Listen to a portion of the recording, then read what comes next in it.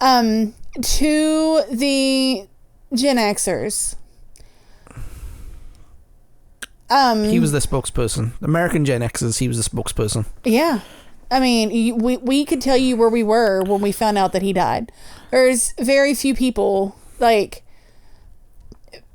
people know where they were when Kennedy died. Yes. Certain people could tell you where they were when John Lennon died. There's like my generation, a good chunk of us could tell you where we were when we found out that Kurt died. They closed Seattle schools, didn't they? They closed a lot of schools nationwide, at least for the day, because they filmed that morning and they announced it, and teenagers were, they couldn't concentrate. They were distraught, crying in the hallways. I mean, it was bad. Yeah. I mean, it was horrible. Yeah, so it was... I mean, he was the front man and songwriter of the biggest and most important band in the world at that point. Mm-hmm. You know, I mean, people thought that, you know, it had the same impact that Lennon's death had. Let's put it that way. Yeah. You know, to a certain generation, a certain group of people. Okay, certain generations... Okay, yeah, it's Lennon or even Elvis's death to a certain generation, a certain group of people. So, I mean, anytime it's sudden...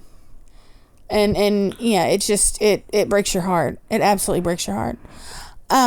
But yeah, those are the people we lost during the 90s. This not all, but there's a sizable chunk. Sizable chunk. And look, this wasn't meant to be a trip down morbid lane. Right. It's, you know, let's look at the good that all these guys did. The legacies they left behind. I mean, I picked the ones that I picked specifically because of their legacies. You know, I mean, Freddie Mercury is considered one of the greatest singers of all time. Right. Kurt Cobain was the leader of one of the biggest bands of all time. Right. Eazy-e was a pioneer.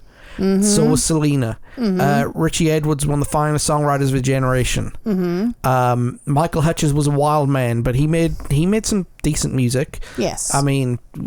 His reputation as a wild man is why he's here, you know, and just like Frank Zappa and you know, they all had a place in people's lives, yes. and every single one of these people on this list is somebody's favorite musician. Yes, everyone, even the dude from Milli Vanilli.